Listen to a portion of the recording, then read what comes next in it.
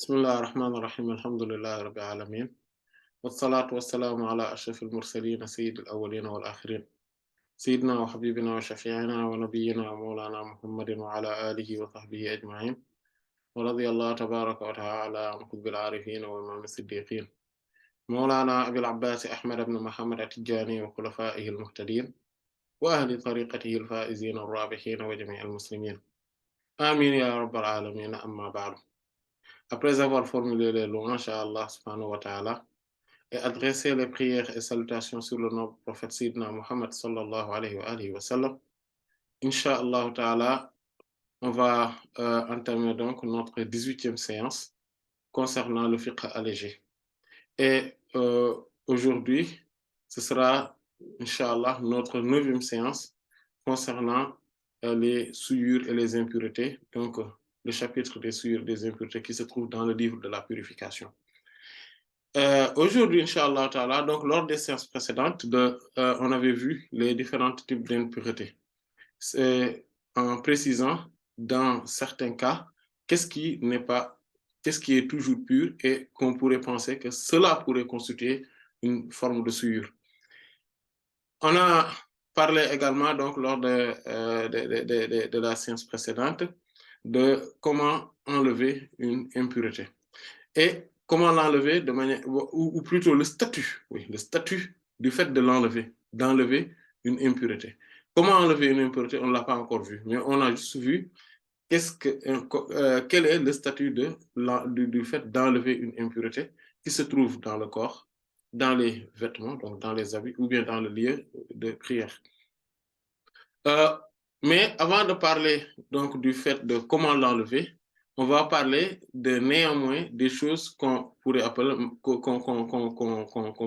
al-ma'fouat min al-najasa. Ou bien certains disent ma yu'fa anhu min al-najasat. C'est-à-dire al-ma'fouat, donc ce qui est épargné. Donc ce qui est épargné, pardonné parmi les souillures. Voilà, ma yu'fa anhu, c'est ce qui est pardonné, donc min al-najasat, parmi les souillures. Donc, dans le fiqh malikite, bon, et dans les autres écoles aussi, il y a des choses qui sont pardonnées, qui sont tolérées. Voilà, ce sont ce qui est toléré, c'est le terme. Voilà, donc, quand une souillure est sur des vêtements, ou sur la peau, ou sur l'endroit où on doit faire la prière, il y en a des choses qui sont des quantités de souillures qui sont tolérées, des choses parmi les souillures qui sont tolérées. Et souvent, si on les scrute de prime abord, on se rend compte qu'ils sont constitués globalement de deux choses. Donc, des choses qui sont tolérées parce que, tout simplement, c'est difficile d'en échapper, ou bien des choses qui sont tolérées à cause du caractère minuscule, donc de leur volume ou de leur volume ou de leur quantité. Et donc, si on regarde bien, donc c'est par rapport à ces deux choses-là. Et les fuqaha malikites, donc les juristes malikites, rahmatullah alayhim, en ont énuméré concernant le taharatul sabas, donc c'est-à-dire que la purification concernant les matières, les souillures, donc la purification matérielle. Donc, ils en ont énuméré 12 choses. Voilà, ce sont 12 choses globalement. Et la première, c'est as-salas. As-salas, c'est l'incontinence. C'est-à-dire, quand quelqu'un ne peut pas contenir ses urines, ou bien le liquide séminal, ou le liquide pré-éjaculatoire, ou bien même ces matières fécales qui peuvent sortir de lui, etc., ou d'autres choses qu'il ne peut pas contenir. Donc, ça, ce qu'on appelle l'incontinence. Et quand cela arrive à une personne, concernant cette forme de purification, c'est-à-dire qui concerne les matières, et on va voir, Inch'Allah, donc là, ce sont la purification matérielle. On verra également le statut de salas dans la purification immatérielle. Mais aujourd'hui, là, on va se concentrer sur juste la purification matérielle, c'est-à-dire taharatul khabas. C'est-à-dire que les souillures qui peuvent se déposer sur le corps, les vêtements ou le lieu de prière. Donc, quand cette incontinence-là sort. Donc, il n'y a pas de choix. Donc, c'est quelqu'un qui ne peut pas le contenir parce qu'il n'a pas de choix. Et, et donc, on le pardonne. Mais on le pardonne c'est-à-dire, on ne va pas dire à la personne, oui, il faut toujours laver les habits, même si ça le touche, il faut toujours laver la partie. C'est-à-dire que soit, donc, c'est les parties intimes donc, de la personne, cela sort des parties intimes, soit c'est-à-dire que du devant ou du derrière. On ne va pas dire oui, il faut laver, il faut. Non, on pardonne tout. Et ça, par contre, c'est soumis à une condition extrêmement importante, c'est que cela arrive à la personne au minimum une fois dans la journée. C'est-à-dire que si dans les 24 heures, chaque 24 heures, cela arrive à la personne une fois, donc par exemple, si c'est de l'urine, par exemple, on donne l'exemple de l'urine, il sent que voilà, il y a de l'urine qui sort de lui, mais qu'il ne peut pas contenir et juste parce que, par exemple, et ça arrive souvent aussi à certaines personnes qui sont malades, qui toussent, etc. Ou bien certaines personnes qui, surtout aux femmes, quand elles toussent, elles, voilà, etc. Mais ça peut arriver aussi aux hommes, hein, et ça arrive aussi aux hommes, cette incontinence-là. C'est une maladie qui est très délicate, qu'Allah nous en préserve. Mais ça arrive. Et donc, si c'est chaque jour, cela lui arrive, donc cela ne peut pas constituer quelque chose rompt, qui rompt ses ablutions, déjà. Ça n'annule pas ses ablutions. Bon, on va y revenir, Inch'Allah, quand on parlera de cela. Mais cela n'est pas également quelque chose euh, qui donc, on ne va pas lui demander de laver, donc là où ça touche. On ne va pas le lui demander parce que ça va être extrêmement difficile. À chaque fois, il faut le faire parce qu'il y a de la facilité. Allah subhanahu wa ta'ala a rendu facile cette chose-là. Et donc, c'est ça. Donc, on le pardonne. Donc, ça fait partie des choses qu'on pardonne. Et par contre, si cela s'arrête une seule journée, donc le lendemain, il faut le laver. Il faut le laver si cela arrive. Mais si le surlendemain, ça recommence, et que ça recommence tous les jours, voilà, là, on ne le lave plus, hein, on n'en tient plus compte. La deuxième chose, c'est balalul bawasir. C'est-à-dire, c'est les effets, donc, les liquides, donc la partie mouillée de ce qu'on appelle al-bawasir, c'est l'hémorroïde. Voilà. Quand une personne est victime donc, de cette maladie-là, qu'Allah nous en préserve, de l'hémorroïde, il peut laisser toujours voilà, des traces de souillure voilà, dans ses habits, quelque part, etc. Si c'est dans la peau, bien dans les habits, et que cela lui arrive au moins une fois par jour, voilà, cela aussi lui est pardonné. On ne va pas lui demander de le laver. Cependant, quand il utilise sa main, par exemple, pour ramener ce qui arrive, voilà, ce qui est, voilà, ce qui est mouillé, là où ça sort, etc. Là, on ne va pas le lui pardonner, sauf si cela, par exemple, chaque jour, il utilise sa main 2 fois au minimum, ou en tout cas, plus de 2 fois, c'est-à-dire donc au minimum 3 fois qu'il touche cette partie, parce que l'hémorroïde, ça sort des parties intimes, et donc de derrière, et c'est très délicat aussi, également comme maladie. Et là aussi, quand voilà, il utilise sa main plus donc de 2 fois dans la journée, et donc on va lui pardonner aussi que ce qui touche sa main. Voilà, parce qu'en fait, le corps et les habits, c'est plus difficile à préserver que la main, parce que la main, c'est la personne qui lui-même utilise sa main et qui le fait rentrer voilà, en dessous, etc., voilà, pour toucher, etc. Donc, c'est pour ça qu'on est plus rigoureux en ce qui concerne la main que les habits. Ça, c'est la deuxième. Et la troisième, c'est thawbul murdi'a wa badaniha. C'est al-murdi'a, c'est celui qui allait, celle qui allait, la femme qui allait, et donc ses habits et son corps. Voilà. Donc, c'est-à-dire que quand une femme allait donc avec son enfant, si c'est lui, sa maman, voilà. C'est-à-dire que c'est deux conditions. La première, c'est que il faudrait que cette femme-là soit la maman du bébé. Ou bien, ou bien, que ce n'est pas sa maman, mais qu'elle allaite et qu'on le paye, la femme allaite et qu'on la paye.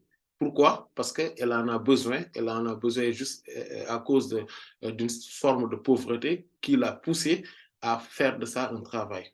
Voilà. Donc, si c'est dans ces deux cas-là, maintenant, si par exemple c'est juste une autre femme qui allait, etc., pour tout ça, voilà, non, même si voilà, elle allait donc les enfants des autres, etc., elle ne rentre pas dans ce cas de figure-là. Donc la première condition, c'est qu'elle soit la maman, ou bien qu'elle soit contrainte à cause de la pauvreté à faire ce métier-là. Donc ça, c'est la première condition. Et que la deuxième condition, c'est que l'enfant euh, donc urine voilà, et sur lui, sur elle plutôt, donc dans ses habits, ou bien euh, qu'il déverse sur lui, sur elle plutôt, sur ses habits, sur sa peau, etc. Mais surtout sur ses habits, donc des matières fécales, voilà. Et là, donc, on va lui pardonner. On ne va pas lui dire oui, à chaque fois il faut laver, à chaque fois il faut laver, à chaque fois il faut laver. Parce que vous savez, les enfants, quand on les allaite et quand on est toujours avec elles, voilà, voilà. Vous savez, ça, c'est une question qui ne concerne pas notre époque. Souvent, pour la plupart du temps. En tout cas, bon, d'après ce que j'ai remarqué, en tout cas, dans mon entourage proche ou parmi mes fréquentations, je ne vois pas une personne qui est à ce niveau-là de dégradation de conditions matérielles, faisant que il ne peut pas avoir des couches pour son propre bébé, de telle sorte que voilà, le bébé urine sur lui, sur elle, très souvent, etc. Ou bien fasse, voilà, déverse sur elle des matières fécales très souvent. Voilà, je n'en vois pas. Donc, c'est ce qui me fait dire que c'est peut-être pas pour notre époque. En tout cas, pas pour notre environnement. Donc, ce sont des questions qui nous interpellent et qui nous montrent combien les générations donc, anciennes, en tout cas, avaient eu à subir une certaine forme de conditions matérielles difficiles. Voilà, voilà c'est ça. Et que, donc, si un enfant donc, fait ses besoins, donc résumons-le comme ça, sur les habits de la personne, de sa maman, qui l'allait, il faudrait qu'elle soit donc celle qui l'allait aussi. Et à partir de ce moment-là, donc on la pardonne. On la pardonne. Donc, on le tolère, cette forme-là, quelle que soit d'ailleurs par ailleurs la quantité des urines qui touchent ses habits, etc. Mais il y a une autre condition, c'est qu'elle fasse attention. Il faudrait qu'elle fasse attention. Et il lui est préférable de chercher un autre habit. Et ça, c'est juste une préférence. À chaque fois, l'heure de prière, qu'il est l'heure de prière, qu'elle cherche, qu'elle prenne un habit avec lequel elle va prier. En fait, elle a deux choix. Elle peut faire mais c'est juste de manière préférentielle, hein? Ce n'est pas obligatoire. C'est pour ça qu'on lui pardonne les urines de l'enfant, les matières fécales de l'enfant, etc. Si elle fait attention, il faudrait qu'elle fasse attention pour que voilà, cela ne la touche pas. Mais vous savez, c'est compliqué, c'est pas facile. S'il n'y a pas de couche, on allait voir cela. Nous aussi, on allait remarquer cette complication. Voilà. Maintenant, notre génération, on ne voit plus ces complications-là, mais les générations anciennes le voyaient, voilà, et ça les interpellait, ça les parlait. Ce sont des questions qui étaient au cœur même donc, de leurs préoccupations. Donc, c'est dans ces conditions-là, mais donc on va lui dire, on va dire à cette femme-là, vous avez le choix de chercher un habit avec lequel vous allez allaiter, ou bien vous prenez un habit avec lequel vous faites la prière. Et c'est ce deuxième choix-là qui est plus adéquat. Mais ce n'est pas une obligation, c'est juste de manière préférentielle. Et ça, c'est bon à savoir. Euh, La quatrième, la quatrième chose qui est tolérée, c'est euh, les gens qui ont un certain travail. Ashabul mihan wa ru'atud dawab. Donc, c'est-à-dire les gens qui ont certains métiers, et comme par exemple la médecine, comme par exemple les bouchers, comme par exemple ceux qui euh, se préoccupent des fosses septiques. Et voilà, donc ceux qui travaillent souvent, qui sont en contact de la souillure dans leur travail. Parce que le médecin est en contact de la souillure, c'est-à-dire le sang. Voilà, dans son travail. Voilà, ceux qui se préoccupent, par exemple, des fosses septiques sont aussi en contact avec la souillure. Ceux qui se préoccupent, voilà, voilà, il y en a des gens comme ça, les bergers, voilà, donc ceux qui se préoccupent des animaux, etc. Surtout si ce sont des ânes, par exemple, et parmi ces animaux-là, il y a des ânes, il y a donc des mulets, etc., dont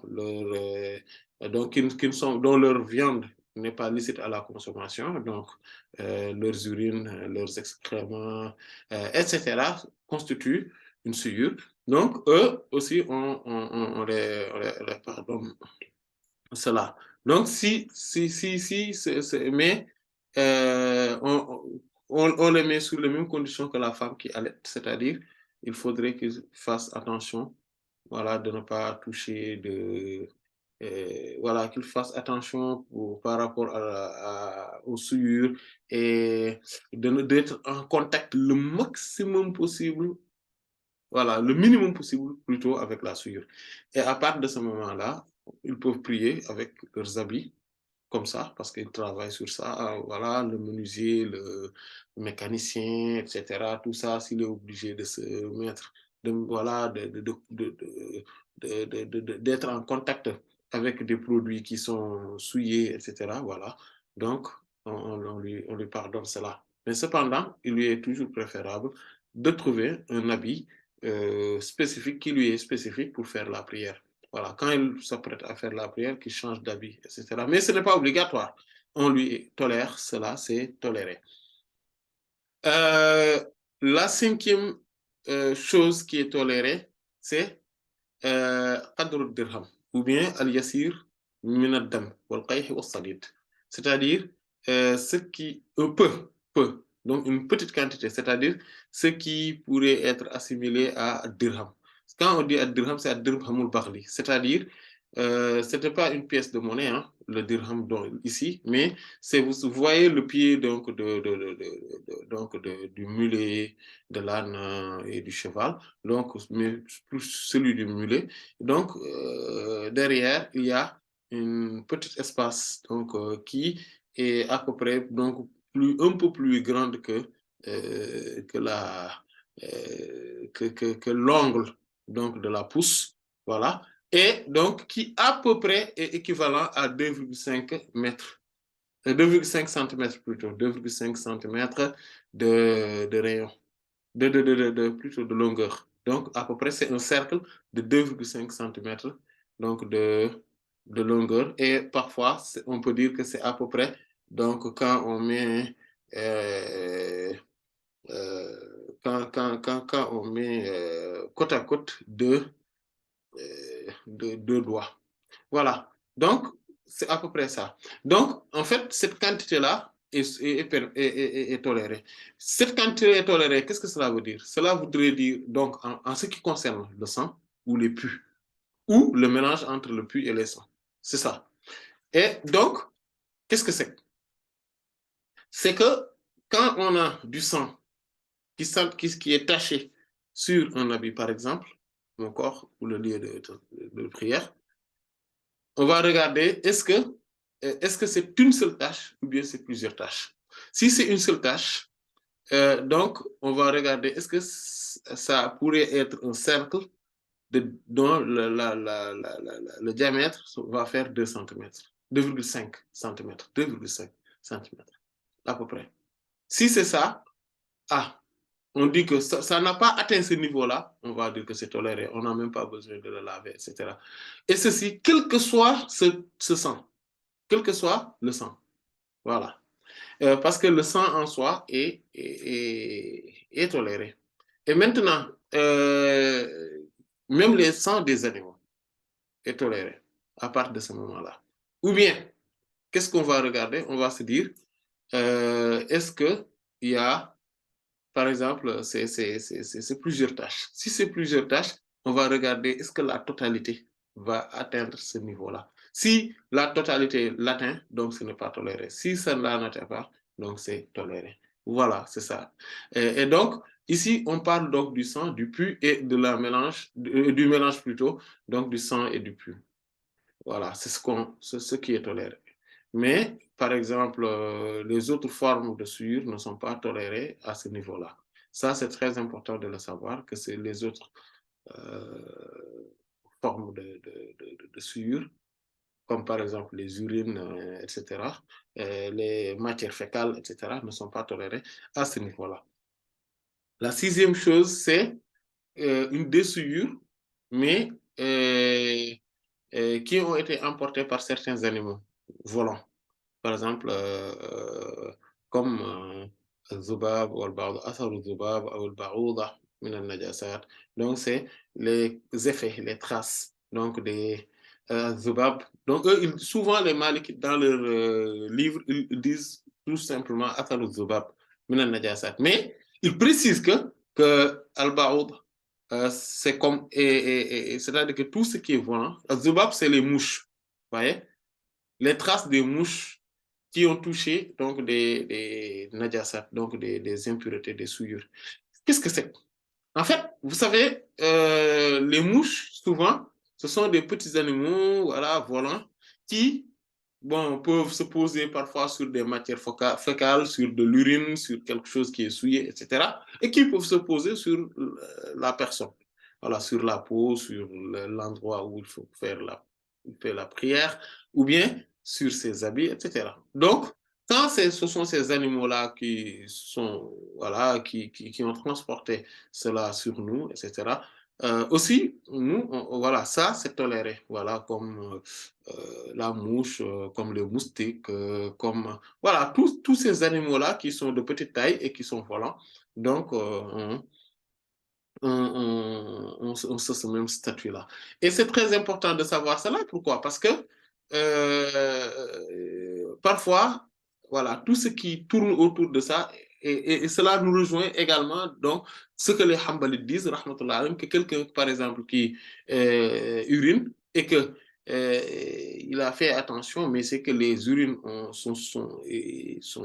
voilà, ont eu un impact quelque part et qui sont retournés et mais en petite quantité dispersée, très fine, etc. Tout ça est toléré.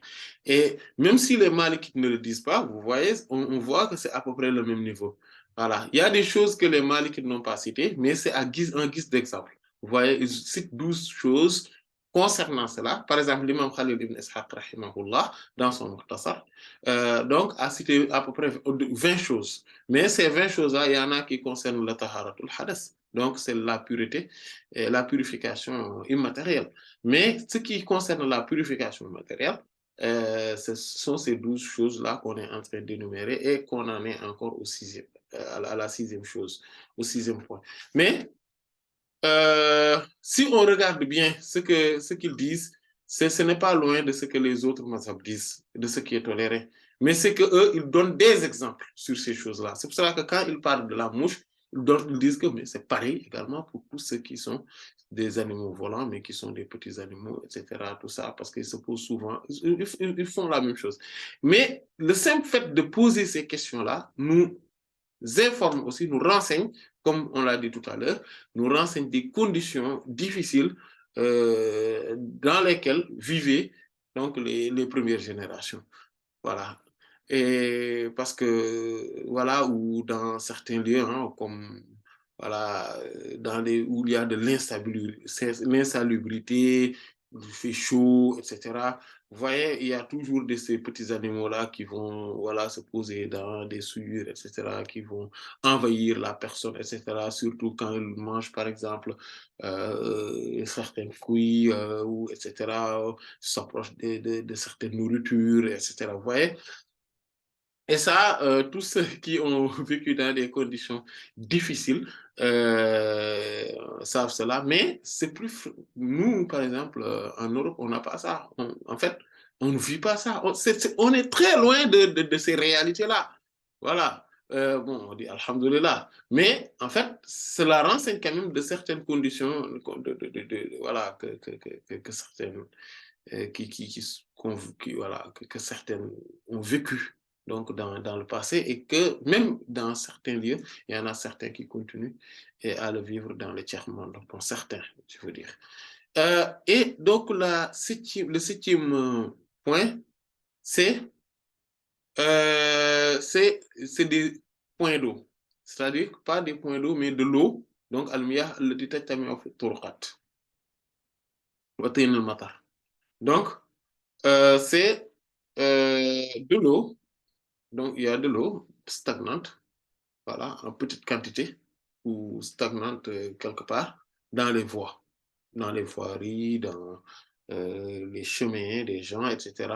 Et même, ou bien parfois de l'eau de pluie qui est stagnée, etc. Et quand maintenant, et qui a de la boue, par exemple, et mélangée avec de la boue, mais mélangée également avec des souillures, comme par exemple les excréments des ânes, de certains animaux, dont la viande n'est pas licite à la consommation, etc. Voilà, de certains animaux qui sont avec les gens, comme les chats, comme les, les souris, comme les chiens, etc. Voilà. Et souvent, ces excréments-là donc, sont mélangés avec cette eau-là.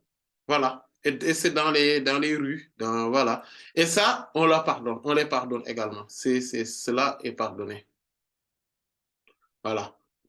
Mais le fait qu'on pardonne, c'est-à-dire que quand ces choses-là touchent l'habit d'une personne, voilà, les vêtements d'une personne, euh, on le pardonne, mais sous deux conditions. La première condition, c'est que les souillures soient moindres que l'eau en soi, c'est-à-dire que quand, par exemple, il y a de l'eau, une quantité d'eau quelque part, voilà, dans les rues, il y avait de l'inondation. Après, bon, l'eau est en train de se...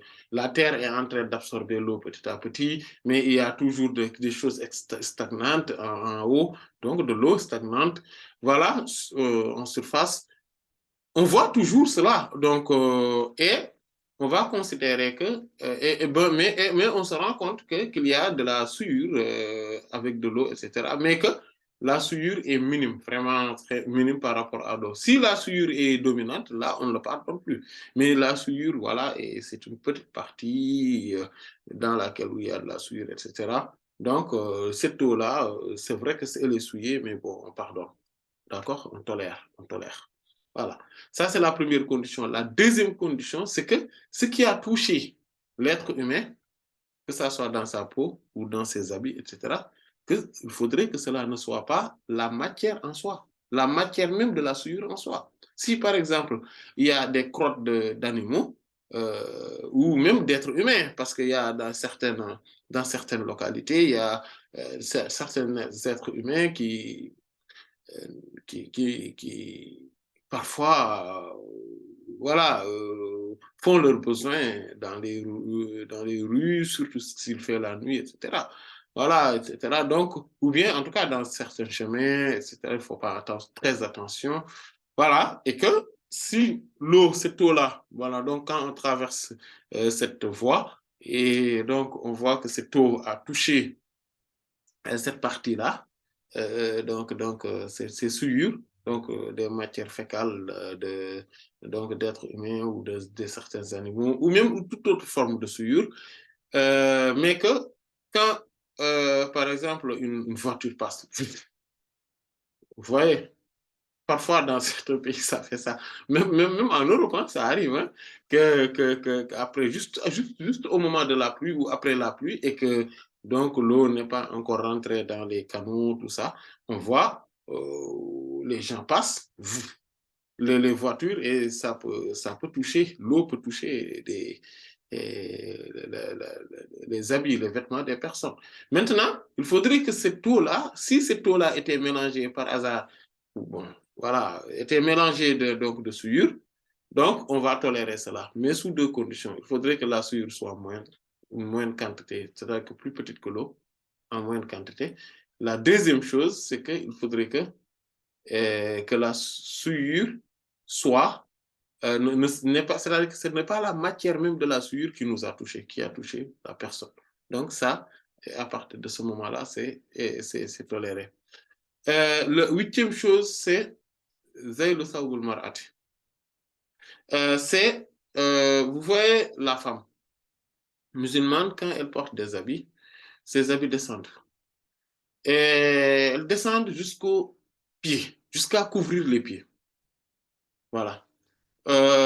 Et quand, c'est dans ce cas-là, quand elle traverse quelque part, quand, voilà, et qu'il y a de la souillure, comme Sayyidat Maïmouna a dit, le prophète sallallahu alayhi wa sallam lui a dit, Yutahiruha ma ba'daha. Voilà, ce qui, c'est, en fait, quand elle passe devant là où, en fait, il y a de la souillure. Parce qu'elle, mais pas de l'eau, pas quelque chose de mouillé. C'est important ça aussi. Si c'est une souillure qui est mouillée, c'était par exemple, il y avait de l'inondation, il y a de l'eau, elle est souillée, etc.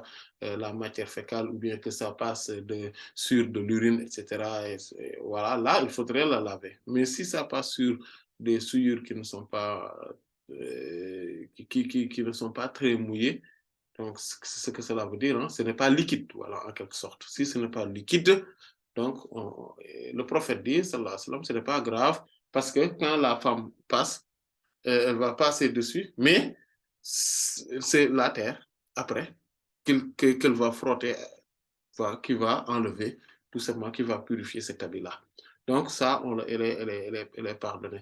Mais on la pardonne, on la tolère, ça aussi sous une condition extrêmement importante, que cette femme porte cet habit-là donc, qui est à terre, donc qui touche la terre, pour cacher, en fait, pour se couvrir seulement. Mais si, par exemple, c'est par exemple les robes de mariage, pour montrer qu'on est devenu une princesse, qu'on est voilà, qu'on est dans voilà, une certaine forme de grandeur, voilà, et qu'on s'en vante, etc. Et où que ça ce soit des formes d'habits qui sont, voilà, que sais-je, qui sont à la mode pour montrer que voilà, maintenant, ce sont ces types d'habits-là qui sont à la mode, etc. Si c'est pour ça, ce n'est plus toléré. Voilà, ça c'est important. La huitième chose qu'ils énumèrent, c'est les chaussures. Comme on l'avait vu lors de la séance précédente, que le prophète sallallahu alayhi wa sallam donc dit فإن التراب له طهور وبين من صلى منكم من صلى منكم بنعليه فليقلبهما فإن رأى فيه أذى فليدلكه في التراب فإن له طهور. Donc فإنه له طهور. Comme قال صلى الله عليه وسلم. Donc c'est-à-dire que quand quelqu'un vient vient faire la prière, et elle est avec ses chaussures, avec ses chaussettes, avec donc ses khoufs, etc. Donc il suffit tout simplement qu'il regarde. Voilà. Qu'il regarde, est-ce que, voilà, quand c'est surtout si c'est des chaussures ou des khoufs, donc il marche avec de longues distances, etc. Voilà. Donc en dehors de sa maison, voilà, et qu'il est susceptible de toucher, en tout cas de marcher sur donc de la souillure, il faudrait tout simplement qu'il le regarde. S'il ne voit rien, il prie avec. S'il voit quelque chose, il suffit juste de le frotter avec la terre. Et la terre suffit largement pour cela comme étant une, une source de purification. Voilà, donc ce sont c'est le neuvième point, c'est les chaussures et les houfs, etc. Voilà, donc dans ces conditions-là,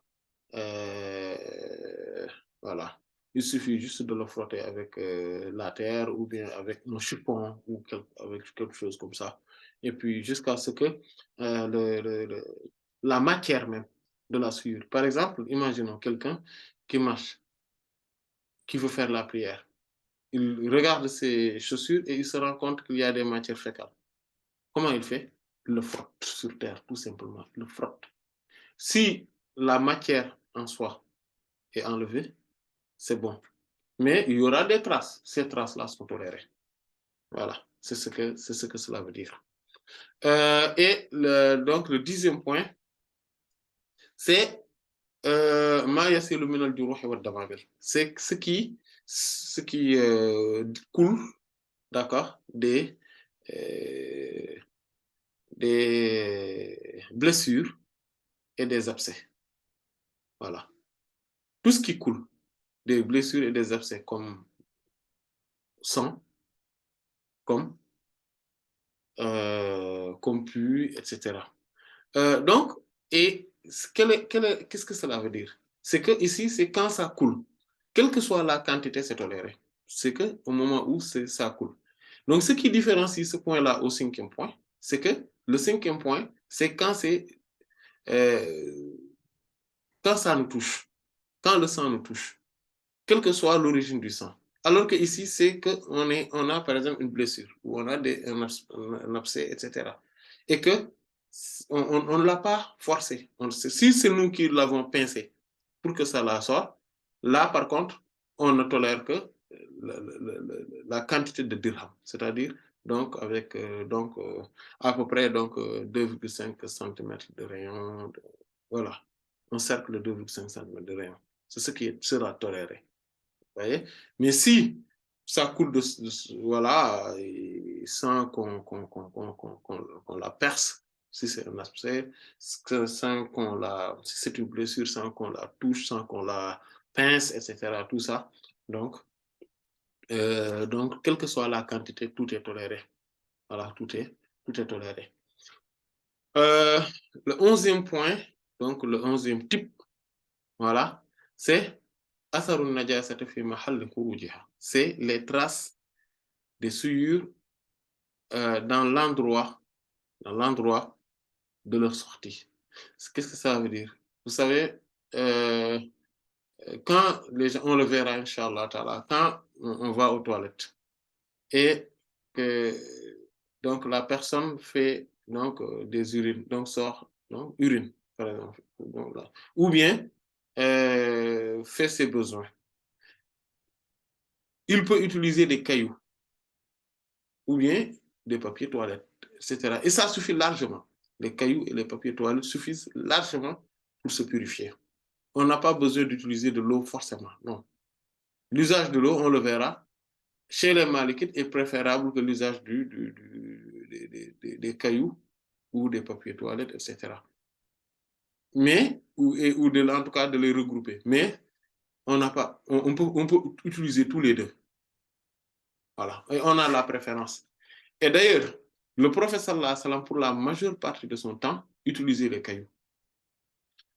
Donc, c'est pour ça que certains savants disent que l'usage du caillou pourrait être meilleur. Mais la majorité des savants disent que non, l'usage de l'eau est meilleur. Pourquoi? Parce que tout simplement, l'eau enlève totalement les souillures, alors que les cailloux ne les enlèvent pas totalement. Les papiers toilettes peuvent laisser des traces. Donc, même aussi pur voilà, que ce soit, peuvent laisser des traces.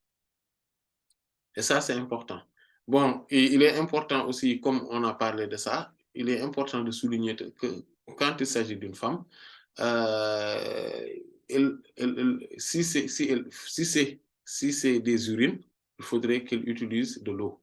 Si c'est des urines, il faudrait qu'elle utilise de l'eau. Si elle est mariée. Mais si elle est vierge, elle peut utiliser des papiers toilettes, etc.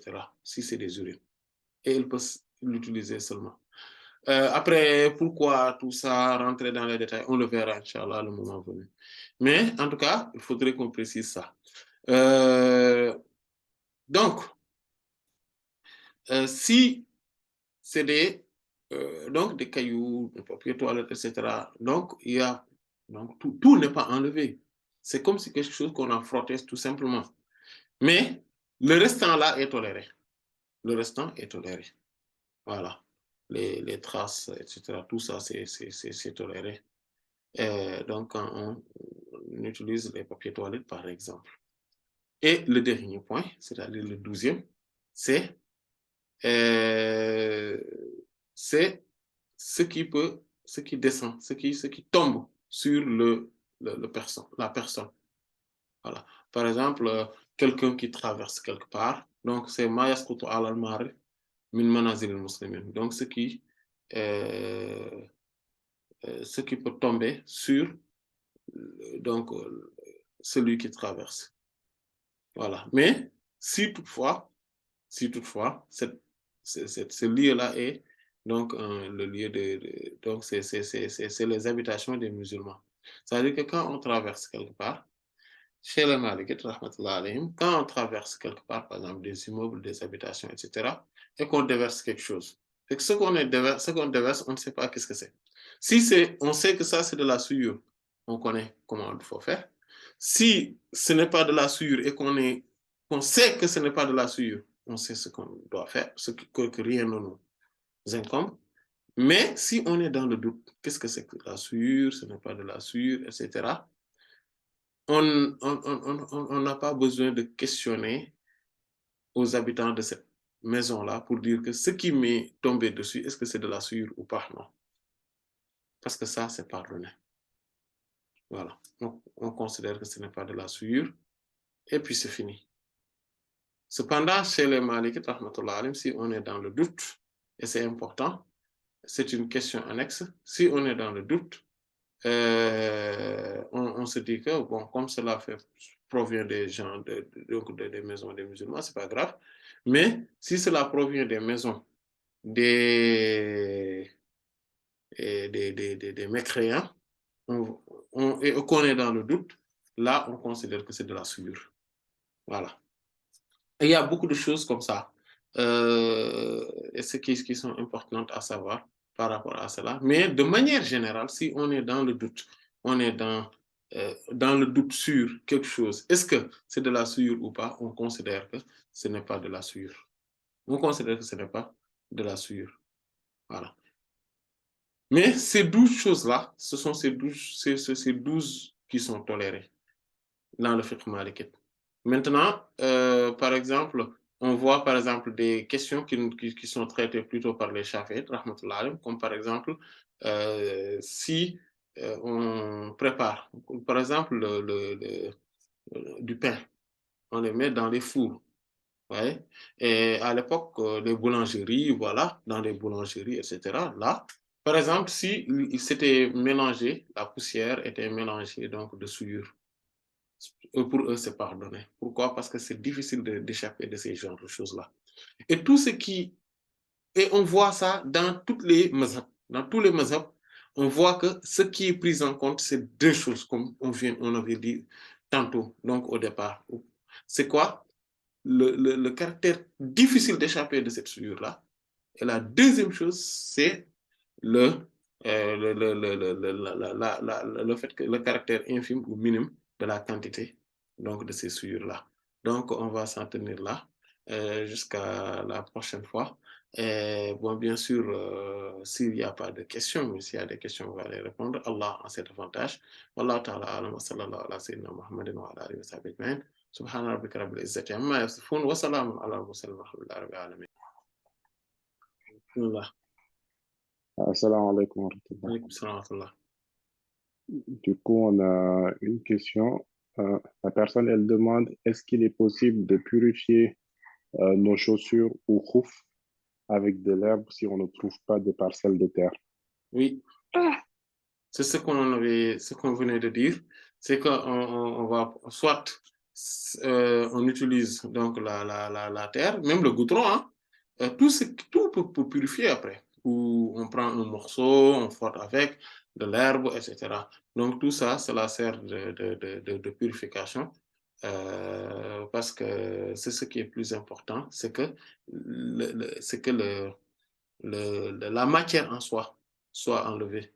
Donc des chaussures ou des khouf, si la matière est enlevée, c'est bon. Sinon, voilà, on peut pas, en fait, si on tolère quelque chose aussi, il faudrait que nous fassions attention par rapport à d'autres choses. C'est-à-dire qu'il faudrait que la matière en soi, on voit, voilà, voilà, ça c'est des excréments, etc.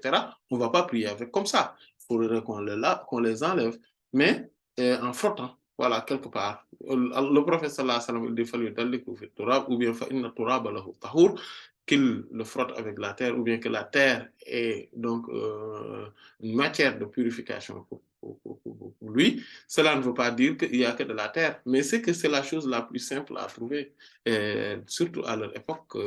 Effectivement, oui, en Europe maintenant, surtout dans les métropoles, on ne trouve pas de la terre comme ça, on ne le voit pas, on ne voit pas la terre. Mais c'est d'ailleurs c'est un peu choquant même, hein? Mais c'est comme ça. Et que cependant, dans d'autres lieux, dans d'autres milieux, la plupart du temps, dans la planète, on trouve de la terre. C'est pour ça que le professeur Lassam, et puis surtout par rapport aux époques antérieures, on trouvait de la terre facilement.